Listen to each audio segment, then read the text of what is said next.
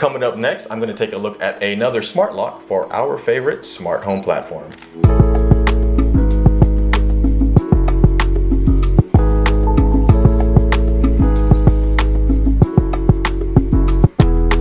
Welcome and thanks for watching. If you're a subscriber or a regular viewer, you know I've already taken a look at two HomeKit compatible smart locks for my home.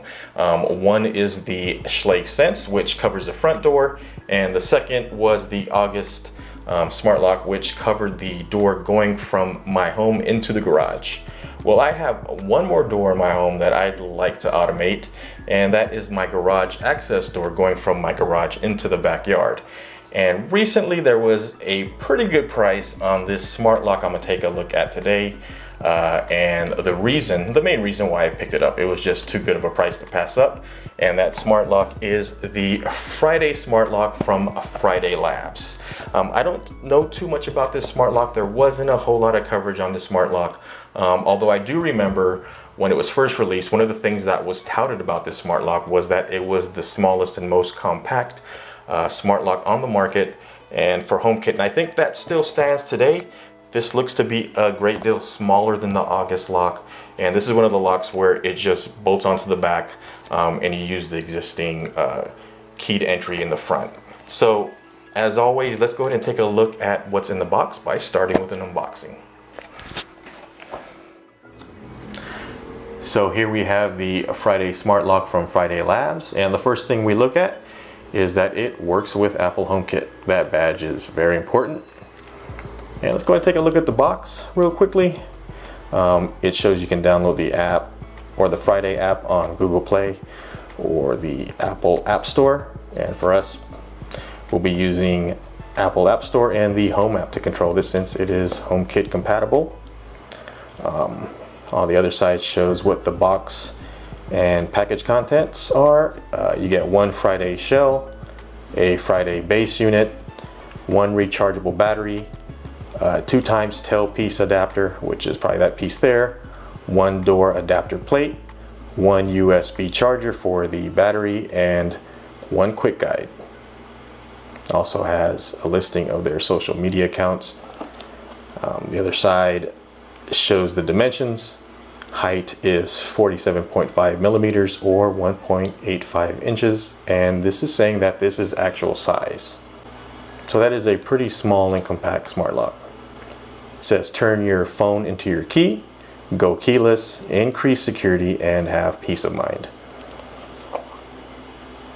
This is the nickel satin Friday lock, and that is the top of the box. Again, this is depicting actual size.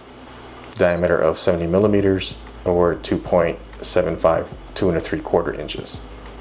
That is a pretty small smart lock, if that is indeed actual size. So let's go ahead and open this up and see what's inside.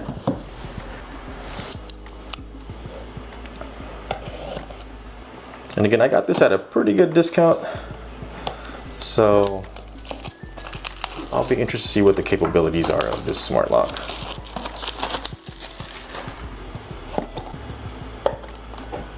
And there is the lock itself.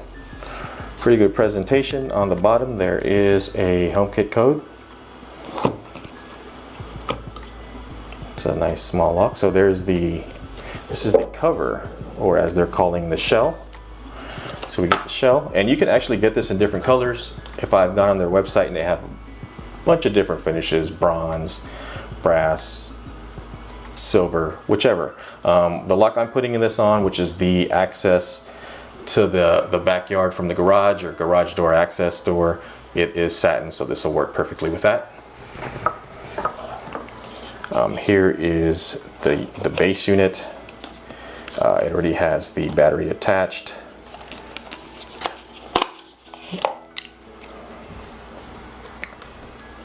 And there is the battery. I don't know what that white residue is. Bit of cardboard to keep it out of the internals. Looks like there is a base plate here that will need to be, this part probably needs to be installed onto the door, I'd imagine. Battery slips in here. Let's see what else it comes with.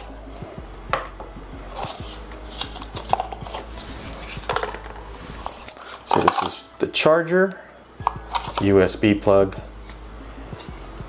and these are the two adapters for the locks. So let's go set the charger here, and these are the adapters for the lock. So there are two types. August had something similar. August were plastic and these are metal, so these are pretty nice. I believe mine is this one here. But I've been wrong before on initial inspection, so I'm sure one of these will work. So we have that. And oops. And let's see if there's anything else in the box. Oh, and actually this is the, looks like the base that I install onto the door. So this probably, once you install this on a door, this probably goes in here, and the shell goes over like that. That's actually, you know what, that's actually a good looking lock. I think once installed, it's gonna look really good on the door.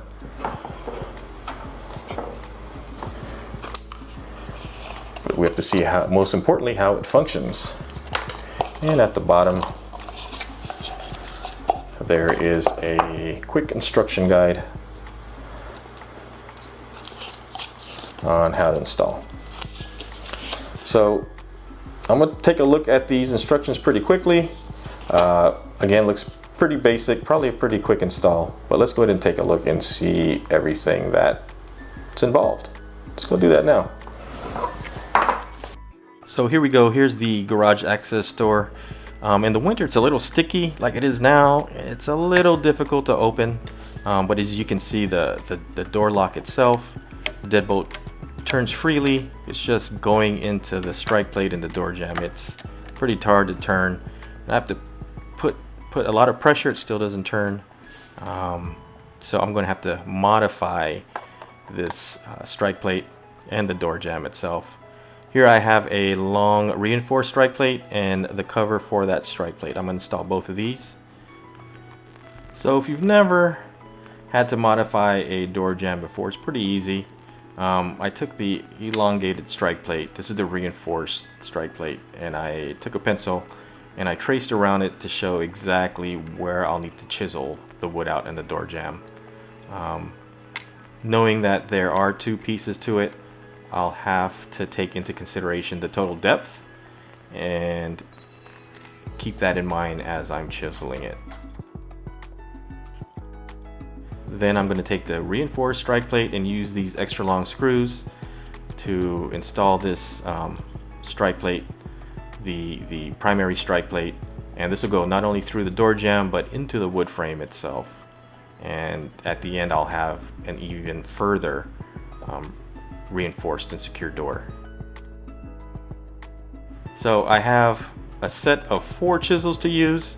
My buddy was kind enough to let me borrow these. And this is what I'm going to use to kind of detail around where I marked. And then I'll go ahead and take one of the larger chisels to remove more material. So I'm going to go ahead and rush through this, take off the original strike plate. I'm going to go around, as I said, and kind of chisel around the shape. One thing you want to keep in mind is not to take out too much material. I think with this, I might have taken just a bit more around the edges, but that's fine because I'll be able to fill that in with wood putty later and then paint over it. So another thing to keep in mind, just be patient. It's going to be trial and error.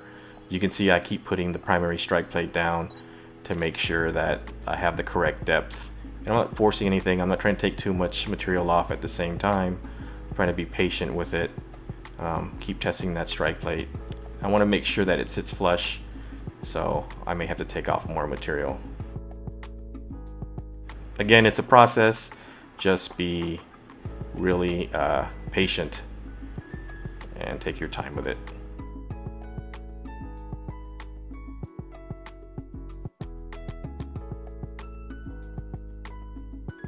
So it looks like I got a good depth at this point.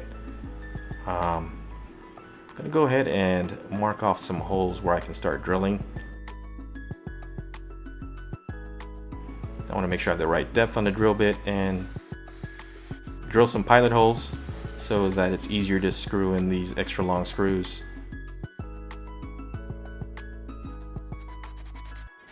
Having a drill really helps.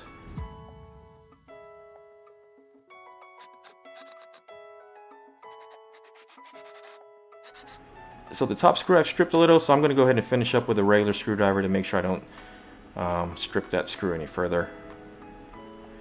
Then I'm going to put the strike plate cover over it, and I'll drill pilot holes for those screws as well. Make sure I don't drill too deep, just enough, and then let the screw do the rest of the work.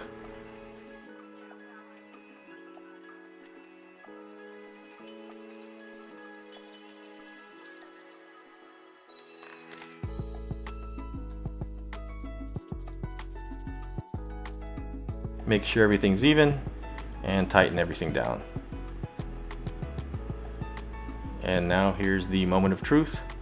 We'll go ahead and close the door, and now we can see that the deadbolt turns freely. So now that we got that door jamb straightened out, one of the first things I'm going to need to do is I'm going to use some painter's tape to tape the back so that it doesn't fall off as I'm working with it.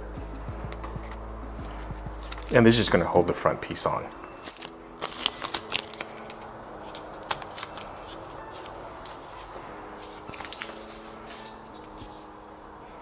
Now I'll need to remove the existing thumb turn.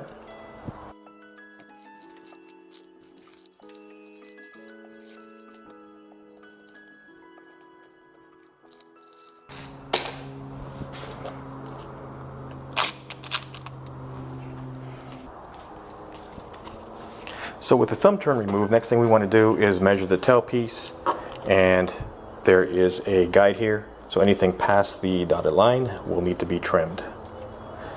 So when I measure the tailpiece, it is maybe a 1/4 inch or 1/8 too long. To shorten that, I can either cut it or I can use this adapter plate. And with the adapter plate,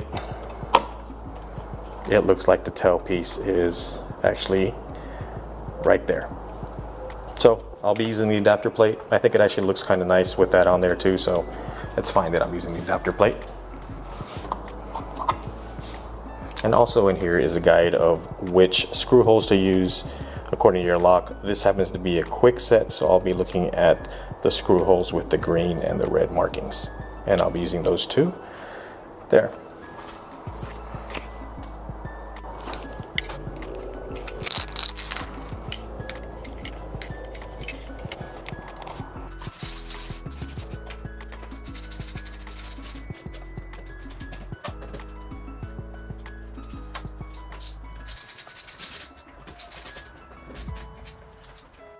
So with the base installed, we want to go ahead and install one of the adapters. And like I said, I believe this one is mine. So I'll discard the other one. Make sure this turns freely, which it does. This will be unlock, that will be lock. So right now it's in unlock position. I'm going to move it all the way to where the unlock position would be. Then I'll place the adapter inside.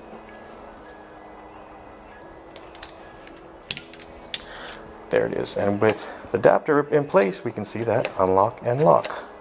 And we can see it works as it should. So here we have the battery that I've been charging while I was installing this. And I will install it. Minus side, negative and positive. Correct orientation. And then I'll go ahead and install the cover plate. And there it is. It's actually a kind of cool looking smart lock there.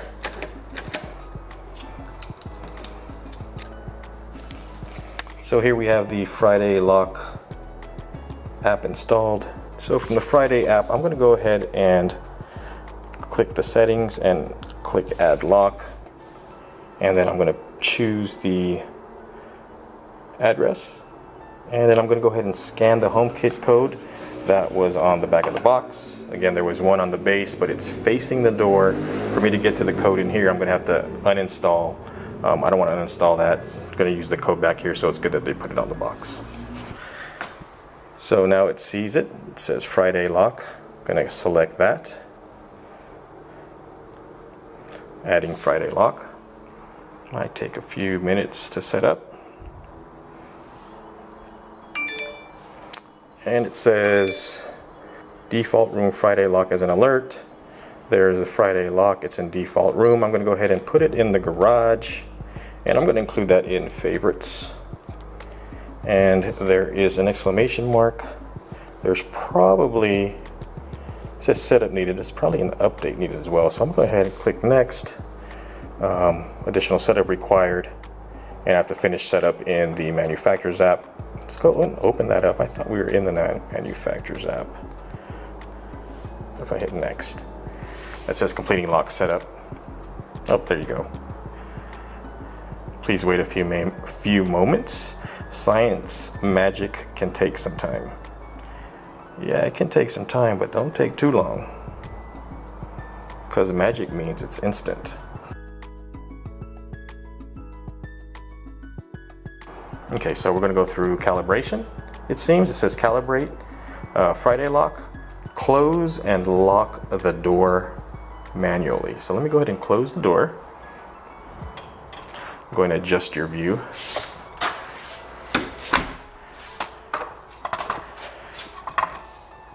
And straighten this up a little. So there's the lock. So close and lock the door manually. Just go ahead and close it and lock it. Hit next.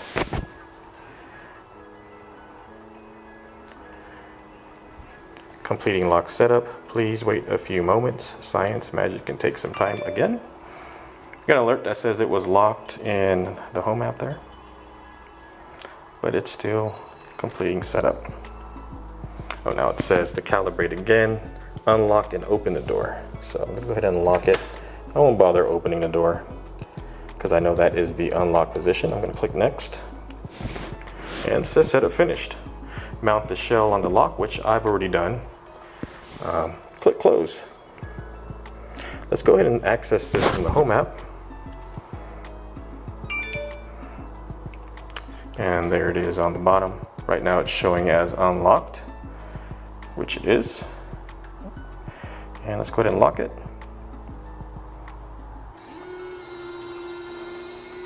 And it's locked. Kind of noisy. I don't know if you can hear that or if the microphone's catching that. Let's go ahead and unlock.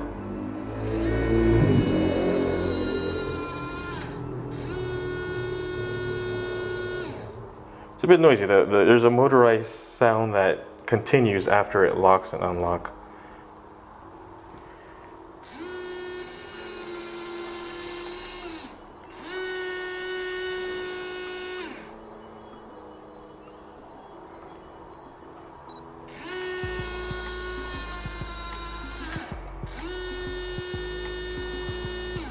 As you can see, it's not as immediate, but then all the locks really take some time from request to lock or close to actually lock and close.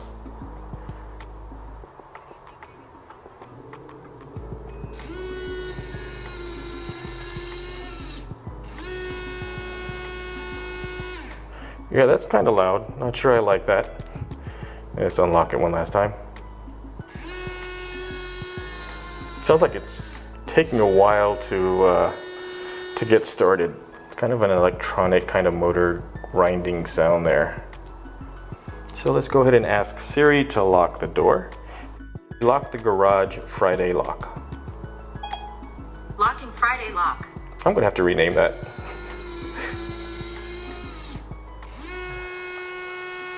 Your Friday lock is locked. And Siri locked it. Siri unlocked the Friday lock. Unlocking Friday lock. And as you can see, Unlocked. you can control it with HomeKit. And again, I'm going to have to rename that. The motor is a little loud. It's kind of like a kind of grinding sound. And I know it's not the door because I did adjust it, and it travels freely as can be. So it's not that, it's the motor itself in here. It's kind of a grinding noise. It's kind of slow, but I guess for most basic functions of locking and unlocking a deadbolt, it works fine. I actually think it looks great. I just wish it functioned a little better. And you know what? It looks like there is a exclamation mark in the Home app, so I'm hoping that's an update. Let me try and see if there is an update in the Friday Lock app. So let's see, there's the Friday Lock.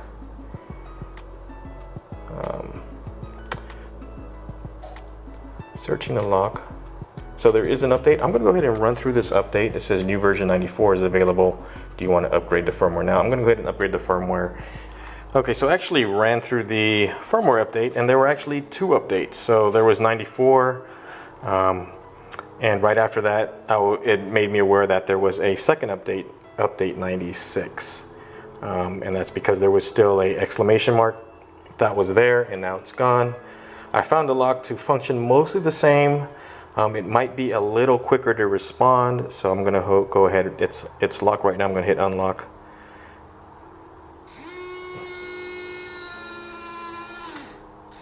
And it does seem a little quicker to respond with update. I don't know if that's the case, could be placebo. It seems just a little quicker to respond. Though it is, I would say, slower than my August lock in actually the locking mechanism and actually locking the door. To be fair, I just tried my August lock too, and it does make some noise after it locks. Although the sound of this one is a little, I don't know, to me personally, the sound of the motors in this one is a little more unpleasant. But the firmware seems to have made it a bit more responsive. And I guess I could say I'm glad that the lock is in the garage, because I probably won't be listening too much. It's a little higher, kind of almost screechy noise. Let me see if I get the microphone closer to it. And let's go ahead and unlock it.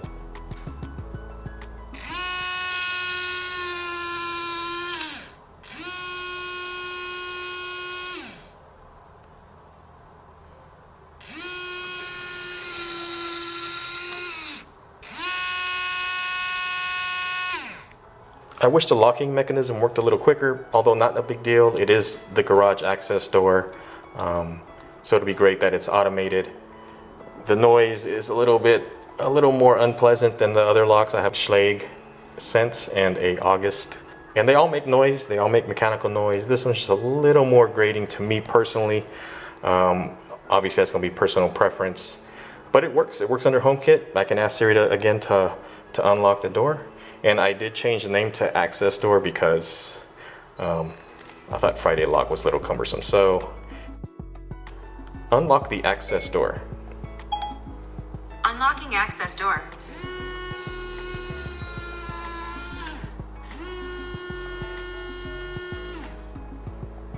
Your door is unlocked. Lock the access door. Locking access door.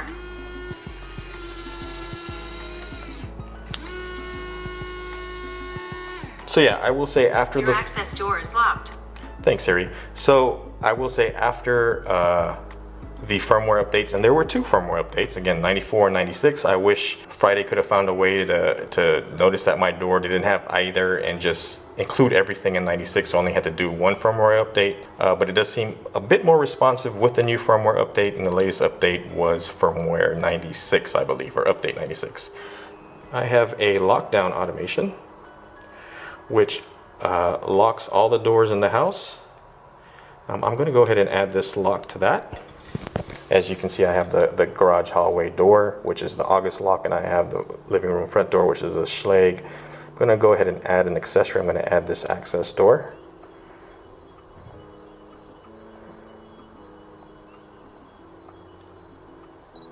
There it is. Done. And when I enable lockdown, it will lock all the doors. And I also, as an extra automation, I have at 12 a.m. daily, at midnight daily, if I forget to lock a door at midnight, it will lock all doors. So again, it works great. Works fine. Not too, I don't find the sound of the motors too pleasing, but it's in the garage. I won't hear it when I lock it or unlock it for the most part, so I think it's a good HomeKit smart lock.